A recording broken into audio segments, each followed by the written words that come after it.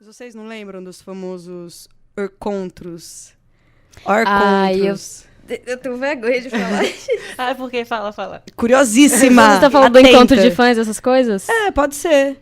É que eu fui em vários do Justin Bieber. E é um momento muito sombrio da minha vida. Não tenha vergonha disso. Nada na sua vida é sombrio. Eu fui em muitos, é real. Pedro. Eu fui em muitos. Eu lembro que teve um... Nossa, esse foi horrível. Eu fiquei com vergonha. Eu fui, mas eu não participei do que era. Foi o lançamento do quê, meu Deus? Que vergonha, senhor. Foi o lançamento de Boyfriend. Você lembra dessa música dele? Graças a Deus, não. Tá bom, Desculpa. Eu tô acabando com a minha vida Desculpa, Beliebers. Não sou mais Beliebers, não pelo amor sou de Deus. Justin Bieber, não me apetece, tá? Não me julguem. Me julguem, pode julgar. É a infância. Vai fazer o quê? Acontece. Você tá falando só... Que agora que eu lembrei. Sim. Eu lembro que quando eu tinha pouquíssimos anos, há muito tempo atrás, eu gostava muito de Chiquititas. E eu lembro que acho que no último ano daquela primeira grande fase de Chiquititas, tinha um ator que eu era apaixonada por ele. Tanto que ele inspirou o nome do meu primeiro cachorrinho. E eu lembro o dia que eu descobri o MSN daquele moleque. Você conseguiu o MSN dele? Eu consegui. E eu conversei com ele. Ele me passou o endereço dele na Argentina pra eu mandar presente. Pensa, eu infartei naquele dia. Você mandou pra ele? Mandei. Nossa, acho que foi tipo o meu primeiro grande crush.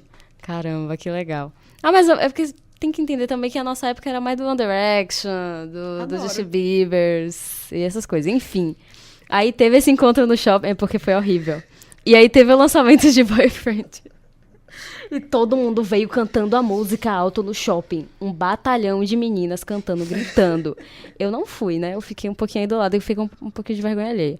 Mas tinha vários desses e eu sempre... Não sei porque meu pai fazia isso. Ele sempre me levava pra acompanhar. Mas querendo ou não, foi muito legal, porque eu conheço as pessoas até hoje. Então depois, ninguém é mais fã dele, óbvio. Acho que ele nem canta mais, não sei nem onde é que tá. Ainda existe Justin Bieber? Ainda existe, eu nem sei, eu só sei que ele casou. Onde vive? O que come? Não sabemos, explodiu. E aí... Mas é legal isso, a conexão que a gente mantém ainda com aquele grupinho que a gente tinha, né? Claro que algumas pessoas eu não me lembro mais onde é que tá, enfim. Mas era muito legal. Assim, eu não posso te criticar porque ano passado... Ano passado. O meu ainda foi uma coisa 2012, 2011. Final do ano passado, uma amiga minha me levou pro encontro de fãs de Shawn Mendes. Gatinho, assim, vai, caramba. Mas ele tem fã? Foi um monte de gente no Parque da Cidade. Sério? Sim. Assim, foi legal. Vai. Sabia Podia fazer as show aqui, músicas. inclusive, eu estaria Podia, lá. sim, também. Eu tô falando, mas se tiver show, eu vou. Quem não? Do Justin Bieber? Não, do Shawn Mendes. Do Shawn Mendes, tudo bem. Mas foi, tipo... Cantando música dele, essas coisas ainda? Ou foi só pra se conhecer? Não, ninguém cantou música dele, mas teve uns games que você tinha que saber as letras das músicas, as traduções. Eu gostava das brincadeiras, foi bem legal, foi bem legal. Um beijo, Susan, se tiver mais me chamando. Não, mas é interessante pensar por esse caminho e refletir realmente como que a internet transforma as nossas socialidades, assim, em diversas dimensões, né? Tem essa questão... essa coisa do pertencimento na internet é uma coisa que para mim é muito explícita, né? E ela, de certa forma, ela nos aproxima dos parecidos conosco, mas que estão em qualquer lugar do mundo. Então, isso é muito interessante, sabe? A gente vê aí essa rede de fãs, principalmente do final da década de 90 para cá, como que essas redes se fortaleceram por conta da internet. Como que artistas hoje são mega artistas, assim, a nível universal, por conta das redes de fãs na internet. Isso, assim, eu acho que os exemplos mais atuais são os casos do K-pop, BTS e companhia. Mas mesmo One Direction. One Direction acho que foi, um primeiro fenômeno a gente se observar como que a internet permeia essas conexões, né? Eu sou da época de outras boy bands, do NSYNC, Backstreet Boys, e eu lembro que naquela época nós tínhamos muitos fóruns, eram os fóruns da AOL. Eu lembro, por exemplo, quando eu fui no Rock in Rio em 2001, para ver o NSYNC, e um dos patrocinadores masters do Rock in Rio era a AOL, e eles tinham uma tenda com vários computadores. E eu lembro que eu fui na tenda para abrir o fórum de fãs do NSYNC para falar, gente, eu não estou acreditando, eu estou aqui. eu vim ver o N-Sync, sabe? Então, assim, isso já acontecia, mas ele era uma coisa, assim, um movimento ainda muito tímido. Hoje, ele tem, assim, uma megalomania que é um negócio, assim, pra mim é muito curioso. Tem essa questão também, por exemplo, dessas redes de fanfiction. Nossa, muito Hoje o grande. Wattpad, que acho que é a maior rede para escritores amadores, tem uma parcela muito grande dos usuários do Wattpad. Não são simplesmente escritores amadores, são escritores de fanfiction. E o que mobiliza todos esses afetos de escritores de fanfiction? São as bandas, são os artistas. É saber que o que você vai escrever pode ser lido por gente no mundo inteiro. Sabe? Isso é muito interessante. A internet, é importante a gente ser crítico, ver o lado bom e ver o lado ruim. O lado bom é isso, ele aproxima, entre aspas, os distantes. E, por outro lado, ele também pode distanciar os próximos. Né? A gente tem essa falsa impressão de que a internet nos permite se conectar com muita gente. Sim, ela permite. Mas e aí? É só isso. A gente meio que limita a nossa sociabilidade nisso. A nossa convivência ela passa a ser virtual, sabe? Ok, eu sei que hoje a gente tem um contexto em que a distância já assume um outro conceito, tal. Minhas melhores amigas, por exemplo, não estão em Salvador, estão a muitos 1000 quilômetros de mim, eu não consigo vê-las sempre. A internet, as redes sociais, o WhatsApp, principalmente, são os meios de aproximar. Mas e aí, os nossos amigos aqui? Sabe? A gente tá só lá mandando figurinha pelo WhatsApp, a gente tá encontrando, sabe? O que é realmente importante nesse sentido, sabe? E aí vem uma gama de discussões. Eu vi uma pesquisa esses dias de uma pessoa... eu não vou lembrar de que instituição que essa pesquisadora é, que ela fala do poder de olhar no olho da pessoa, dos hormônios que o abraço libera no nosso corpo, sabe? Então, por mais benefícios que a internet e as redes sociais nos dê, a gente, até certo ponto, e até acho que de uma forma pouco consciente, aliás, é totalmente inconsciente, a gente vai abrindo mão daquilo que era muito trabalhoso em prol daquilo da rede social que parece ser um grande facilitador, quando no final das contas a gente, tá? E aqui eu tô tirando a gente desse papel de mero coadjuvante. Nós somos os grandes protagonistas disso. Nós estamos tornando a internet um monstro na nossa vida. E isso é culpa nossa. De novo, refletindo aqui sobre chegar em casa, parar aqui um pouco para refletir. Mas é muito do que você falou mesmo, que é mais fácil você chegar no computador, ligar lá, Twitter, papapá, fazer as amizades e esquece das pessoas que estão ali por perto da gente. Tem muita gente, acho principalmente, eu foco no Twitter porque tem muita gente. E tem mais esse perfil de fã-clube mesmo, que as pessoas fazem, né? E diariamente você vê tweets de pessoas, sei lá, com depressão, postando coisa e tal, e elas acham outras pessoas que também estão passando por aquilo, e é mais fácil para você se conectar com elas. Você joga aquela situação e você vai conhecer várias pessoas que estão passando por aquilo. E na vida real não é assim, querendo ou não, a gente tem que sair para conhecer algumas pessoas, criar laços com amigos dos amigos, enfim. E as pessoas parece que estão com preguiça de fazer isso. Acho que é a mesma coisa também em relacionamento, né, que as pessoas conversa pela internet e esquece que tem que encontrar a pessoa também, tem que conhecer outras pessoas pessoalmente. Essa ideia da partilha, eu acho que ela é muito interessante, porque no final das contas é ela que norteia esses encontros, entre aspas, né? Porque não são encontros físicos, de vários grupos na internet. Isso dialoga um pouco com aquela ideia que eu trago para vocês até em sala de aula do nicho, né? A internet permite que a gente se conecte com pessoas muito próximas, então...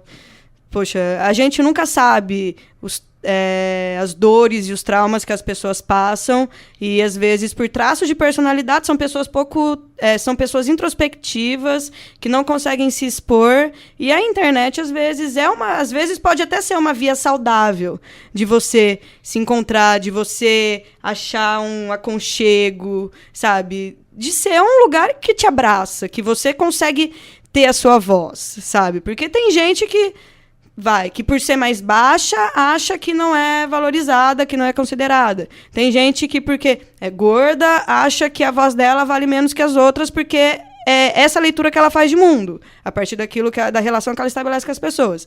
O público LGBT é a mesma coisa, sabe? Às vezes você se coloca para baixo do tapete porque já tem uma noção pré-construída de que não tem voz. E a internet, ela ocupa esse espaço, sabe? Lá eu tenho voz, lá eu consigo me conectar com os meus iguais. Sabe? Mas aí também tem esse outro lado, essa outra questão de ser um lugar que pode ser tóxico e é um lugar extremamente polarizado e que hoje é quase totalmente dominado pelo discurso de ódio, né? Dentro das nossas bolhas é tudo lindo. É tudo perfeito.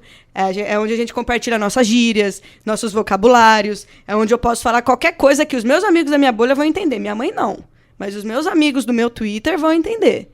Entendeu? Então, é aquela coisa, é sempre um movimento de cautela, de como que a gente vai se relacionar com isso.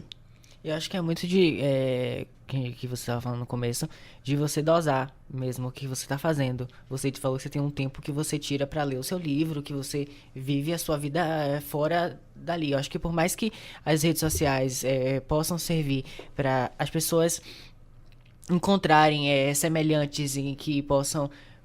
por exemplo, o público LGBT mesmo, que possam se apoiar, às vezes, em relação à família, que não tem tanto suporte. Eu acho que aquilo ali pode ser bom, mas eu acho que pode ser uma porta de entrada para você abrir seus horizontes na vida real também. Não, eu entendo o que você quer falar, né? Já que usando uma outra palavra da moda, né, empoderamento, eu gosto de ver a potência que a internet tem para esses grupos, sabe? Teve uma pesquisa que foi o Box 1824 conduziu. O Box 1824 é uma empresa de pesquisa de mercado focado no grupo de 18 a 24 anos. Então, eu lembro que quando eles começaram, eles falavam muito da minha geração, mas hoje eu gosto muito, assim, das metodologias deles. E eles fizeram uma pesquisa encomendada pela Google.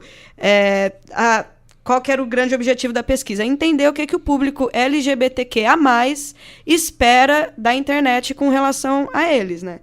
E um dos dados que eles encontraram é que o YouTube, os vídeos do YouTube têm mais de 700 milhões de visualizações de vídeos que se aproximam do discurso de sair do armário. Isso é um negócio, assim... vamos olhar para esses números, sabe? Quando que uma pessoa, um jovem, teve esse canal de comunicação, de olhar para algum produto que seja e falar, eu me identifico com isso, sabe? A gente tem ainda uma situação que foi esse ano, esse ano nosso excelentíssimo presidente boicotou uma propaganda do Banco do Brasil que falava de diversidade e não falava de forma direta. Sabe, como que você vai falar de diversidade nesse contexto? Você vai em busca dos seus iguais. Onde você vai? Você vai no YouTube, sabe? Gente, são 700 milhões de visualizações em mais ou menos 30 mil vídeos que falam sobre sair do armário. Então, é um lugar que as pessoas se sentem acolhidas, sabe? Aí, isso hoje, são 700 milhões de visualizações. Como que era 20 anos atrás? Sabe, a gente precisou de muitas coisas... Que muitas coisas acontecessem para a gente chegar nesse ponto. Isso ainda é um dado muito revelador, porque ainda é muito triste. As pessoas ainda recorrem a YouTube para saber como que eu vou sair do armário. Sabe? Como que eu vou me sentir confortável de falar sobre a minha sexualidade sem sofrer qualquer tipo de, enfim... julgamento por conta disso, sabe? É um revelador nesse sentido, mas ainda é muito triste. As pessoas ainda não têm outras vias. Não tem a via da articulação, do diálogo com a família, com os amigos, sabe? Elas recorrem àquilo que é aparentemente próximas delas, mas ainda é muito distante. É realmente triste pensar nessa... Tipo, eu fico pensando nas pessoas, como você comentou, nas pessoas que não tinham acesso a isso. Tipo, se hoje em dia é um assunto mais discutido, é mais fácil... de você conhecer alguém que passou por isso e você tirar a dúvida, enfim. Mas imagina as pessoas que não conheciam ninguém, estavam passando por aquela dificuldade, não tinha internet, não tinha YouTube, não tinham vídeos de como sair do armário, quase um tutorial do que fazer, porque você não sabe para onde ir. E é bem triste pensar dessa forma, realmente. Eu não consigo nem imaginar. E tem aí uma questão também, acho que assim, é sempre muito importante a gente falar dos contextos, né? Eu estou muito enviesada pelas metodologias que eu uso, tá? De pesquisa no doutorado, que a gente fala muito de contexto, né?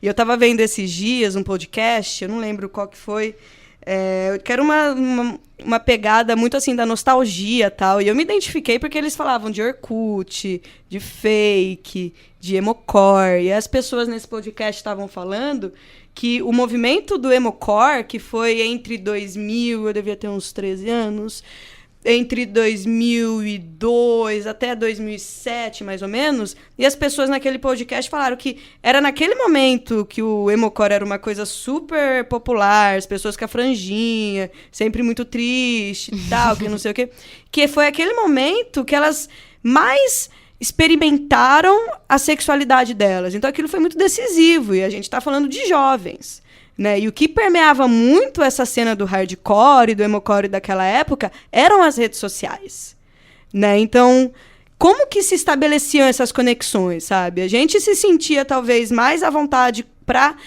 encarar a nossa sexualidade nesse sentido, porque a gente conseguia estabelecer esse diálogo com outras pessoas que passavam pelas mesmas tormentas que a gente, sabe? Então isso era muito interessante. E nisso as redes sociais, a internet, ela já era um grande agente, assim, um grande protagonista, né, nesse desenho desse grande cenário. Então eu acho que a internet, as redes sociais, elas assumem esse sentido do permissivo, né, do tipo, vamos aqui achar os nossos iguais porque a gente precisa se fechar em bolha.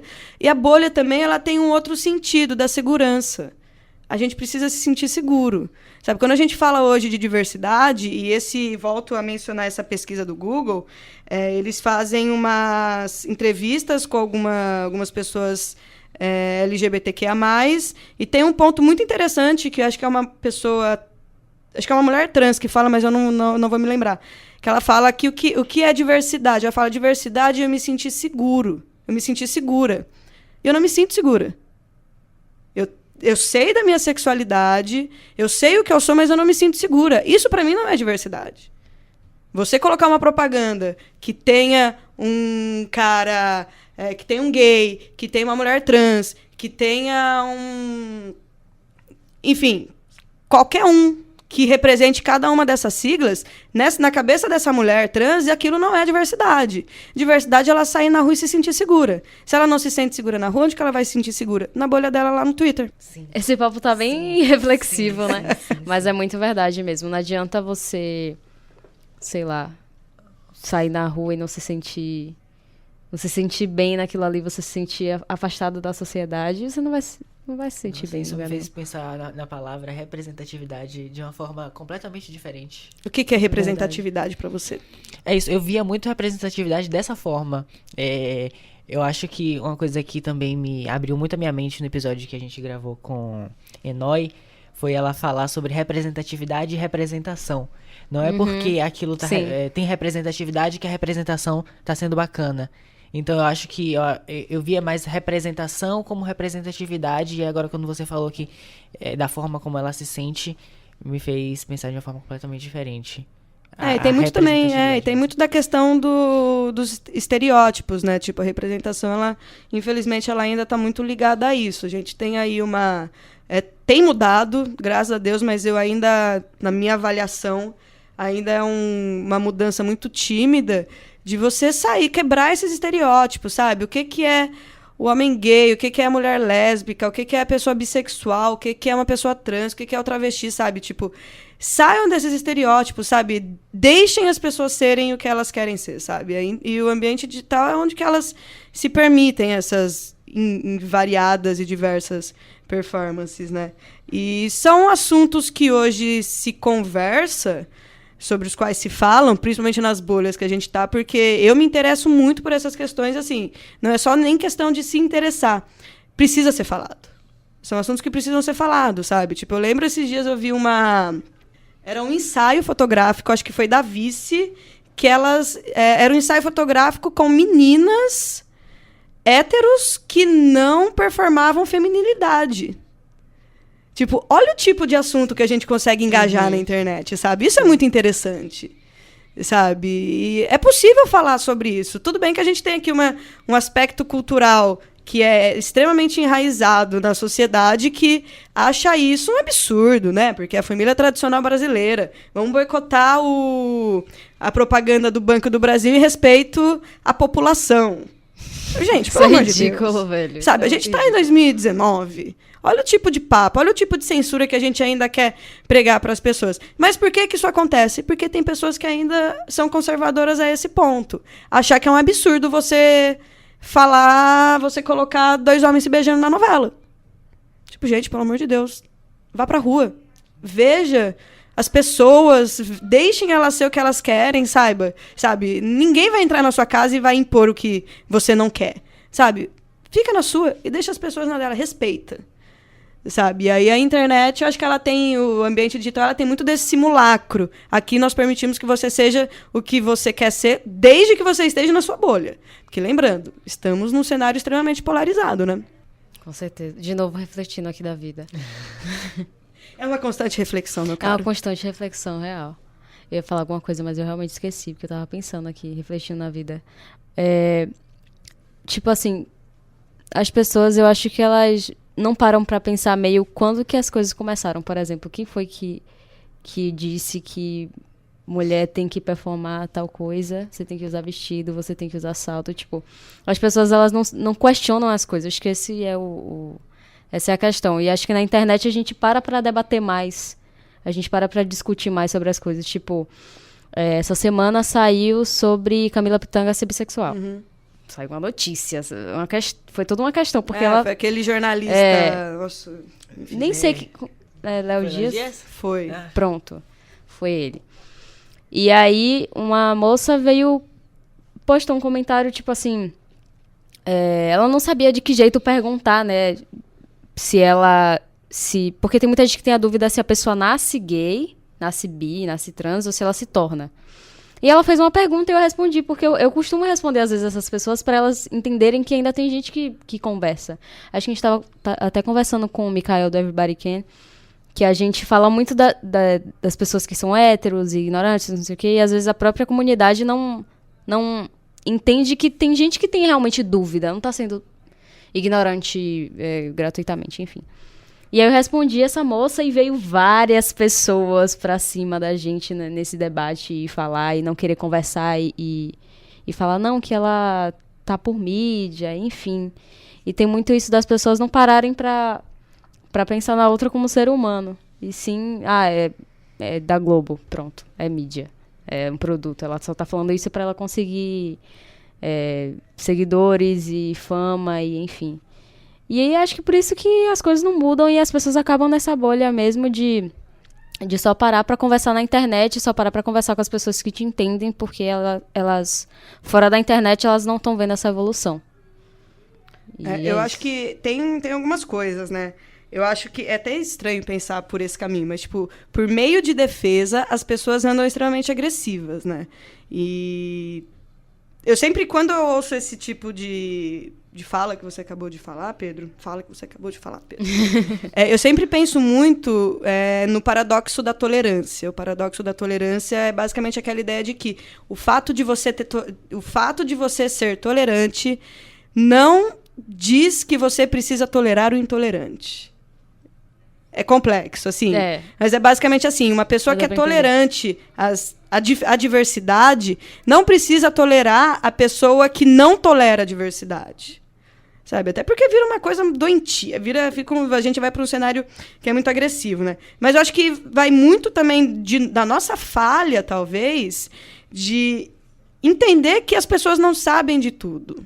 Né? As pessoas, elas têm histórias diferentes, elas têm relações diferentes. Eu tenho vários amigos em situações... eu tive um caso bem recente de um amigo que assumiu a sexualidade dele para os pais, e os pais, assim, extremamente humildes. Extremamente humildes. Acho que terminaram o ensino médio e vá lá. Mas, assim, nossa, que carinho, sabe? Como ele se sentiu abraçado. E são pessoas que... uma leitura olharia pra essa pessoa e na hora já falaria, é um ignorante, não sabe de nada, tal, que não sei o quê.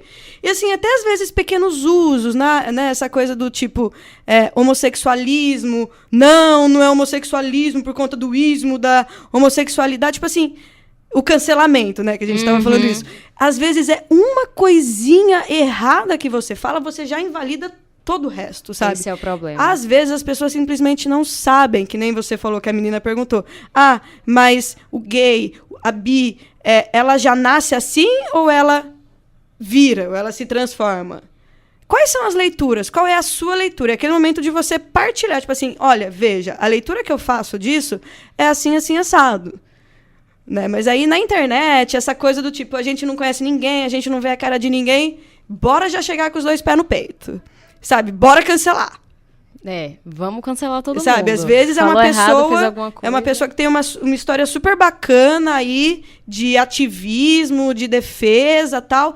E aí não é nem assim. Deu uma escorregadinha ali, sabe? Cancelei. Pronto, militei. Vou dormir em paz, porque já cancelei aqui, já fiz a minha militância do dia. Sabe, gente? Sabe? E a internet, eu também acredito sim que, principalmente as redes sociais, né? Não só a internet, mas principalmente as redes sociais, tá tornando as pessoas cada vez mais agressivas. Cada vez mais agressivas. Nossa Senhora. E sem paciência de... Assim, eu entendo que... Tipo assim, ninguém tem muita paciência pra toda hora estar ensinando nada. Mas é necessário. A gente não tem pra onde correr. A gente, infelizmente, tem que sentar, conversar, explicar. Principalmente para as pessoas que são mais velhas. Tipo assim, meu pai tem 61 anos. E por ele estar aqui há mais tempo, ele acha que ele sabe de tudo. Mas ele não sabe. Então eu tenho que sentar, eu tenho que conversar com ele. Pra que a gente conviva de boa.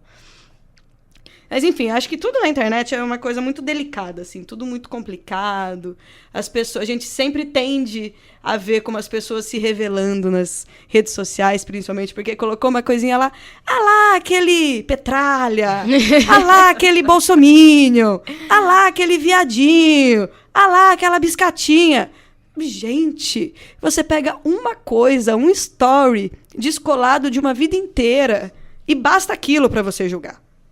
Sabe? Então, é complicado. Só uma coisa que eu tava lembrando quando você falou que às vezes as pessoas precisam de explicação e as pessoas têm que, em alguns momentos, estarem dispostas a explicar, porque as pessoas nem todo mundo conhece, nem todo mundo sabe de tudo. E aí, eu não lembro onde foi que eu vi isso na minha vida, eu não lembro quem foi que falou, mas uma menina falando que ela entende...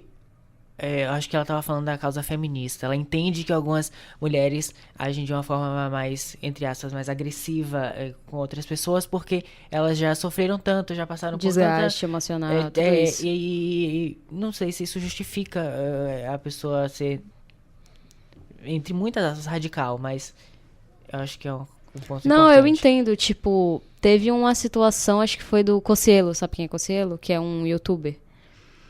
Ele, acho que foi na época da Copa, ele foi racista com o jogador. E aí, eu não defendi a situação, não defendi ele nem nada. Só que eu falei que, tipo, porque se ele falou, é porque ele não tem noção do que ele disse. Tipo, no contexto dele. Claro que tem gente que tem noção, que fala pra ser ignorante mesmo. Mas o que eu entendi da situação foi que ele não entendeu o que ele falou. E eu falei, tipo, não defendendo dele, mas eu falei de uma situação que eu conversei com... Sei lá, eu fui na igreja. Olha a situação onde eu tava. Fui na igreja e eles fizeram uma palestra sobre identidade de gênero. Falando o que eles entendem sobre. E eu fui conversar com eles sobre o meu ponto de vista. Sobre o que eu sou uma pessoa trans e tal, e a gente super trocou uma ideia legal. E eu contei essa história falando que nem sempre as pessoas, elas são ignorantes, assim, falam alguma coisa porque elas são mesmo ignorantes, enfim, porque elas querem falar aquilo pra afetar outra pessoa. Tem vezes que elas falam porque é a vivência delas mesmo. As pessoas na igreja ali eram interior, elas cresceram com aquilo ali. Elas não sabem... É literalmente a bolha delas ali. Então elas nunca conheceram uma pessoa trans, nunca conversaram com uma pessoa trans, não entendem o que significa. Mas se elas foram pra igreja e o padre falou aquilo, então é aquilo ali, tá certo. E aí eu falei naquele contexto, e uma amiga minha chegou e falou, mas a gente tá cansado de chegar e conversar, então é muito disso. Tipo, não é que todo mundo tem que sentar e falar, o seguinte, querida, você tem que respeitar a gente. Tipo, tem situações sim que é um desgaste, que a gente Sabe aquela situação que a gente olha e fala, nem vou falar nada, porque já sei que vão me estressar. Mas tem outras situações, claro, se você quiser, se você se propor a isso, você pode sentar, conversar tranquilo. Tipo, é muito também do jeito que eu penso. Não é todo mundo que vai agir desse jeito. Não falo pra todo mundo agir desse jeito. Mas eu acho que às vezes tem como você mudar o pensamento daquela pessoa. Tem como você conversar. Tem certos casos que dá. Então, eu não acho que sempre a gente tem que já estar cansado e falar e brigar. Porque se você brigar, não vai adiantar. Você vai continuar com o seu pensamento e ele vai continuar com o seu. Então é muito do que cada um também já passou na vida. Se a pessoa realmente já se desgastou muito em várias coisas. Tipo, eu nunca briguei muito com minha família sobre isso. Nunca tive brigas pesadas. Então, talvez pra mim é mais tranquilo conversar. Mas você já passou por situações muito pesadas na sua vida. Então, pra você é mais chato chegar e conversar. Então, é muito mesmo disso. Né, eu acho que você falou aí uma palavra-chave, né? A questão das vivências, né? No plural mesmo. A gente vive numa sociedade heteronormativa, né? Então, a gente tende... Os modelos que a gente defronta por aí são heteronormativos, sabe? Então, as pessoas tendem a fazer a leitura de que aquilo é a norma, né? É heteronormativo, realmente. Aquilo que é o ideal. E tudo que não for isso, nossa. Mas, eu acho que o mais importante é, como você falou, são as vivências delas. As vivências da grande maioria das pessoas são dentro de uma heteronormatividade imposta, né? É muito aquela expressão. Você chegar... Teve um vídeo do Quebrando o Tabu sensacional sobre isso. O cara começava a fazer uma pesquisa e tal, e de repente ele virava para as pessoas na rua: escuta, quando que você escolheu ser hétero? Ah, eu vi, maravilhoso. Todo mundo fica bugado, assim, tipo... Eu escolhi ser... Aí a pessoa começa a refletir mesmo, é muito legal essa Exatamente. Essa então, assim, eu acho que tudo que tem se falado, todos esses debates, são interessantes para a gente refletir o nosso papel de introduzir esse aspecto de informação, de esclarecer mesmo, sabe? Eu tô falando para vocês, eu tô lembrando aqui de um curta documentário que um amigo meu fez, que o título é Todo Mundo Nasce Nu, e a partir daí é drag.